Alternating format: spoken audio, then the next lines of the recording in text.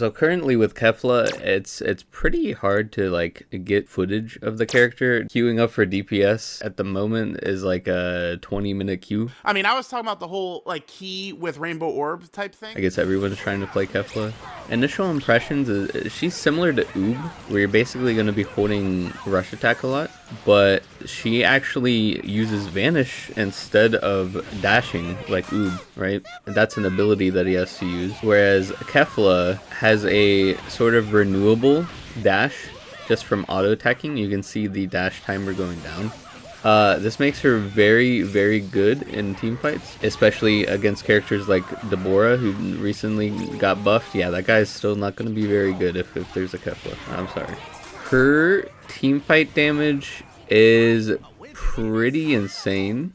The skill 1 doesn't do too much damage. It does get empowered when you vanish, but really what you want to be doing is chasing and kind of using the vanish into skill 2 to immediately get the powered up skill 2 as sort of your like finishing blow. Now in the fights where you have your ult, I think the ult almost does too much damage. The ult damage is pretty insane. I think this is a very rare character that I would actually recommend triple damage cards on due to her speed boost and vanish resetting built into her kit.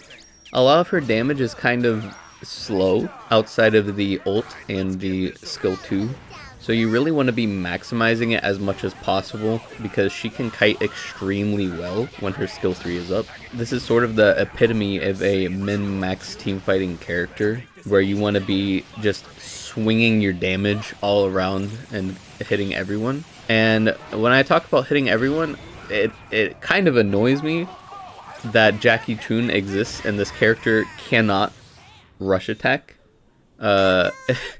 because her rush attack will hit all of the clones and she'll almost kill herself by pressing rush attack.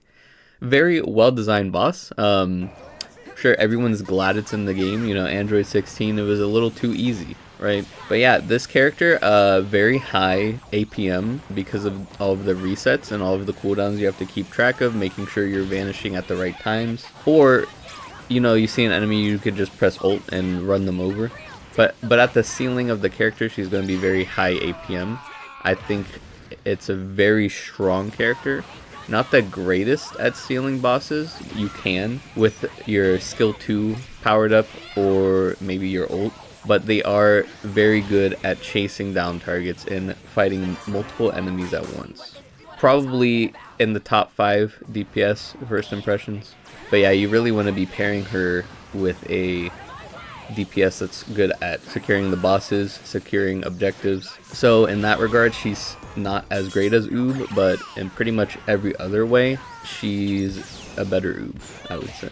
Maybe if her ult was a bit lower cooldown, I would say she was like broken, top 1, top 2.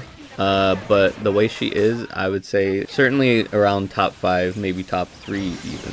One of the few characters I've played where I actually felt I was reenacting her kind of trailer where she just stomps on everyone. You know, they show off the trailers to make the character look good. Yeah, the character does actually feel like that though, which is pretty crazy. Like I'd be satisfied with just that. There's only one way to see what this power can do, and that's with an all-out brawl!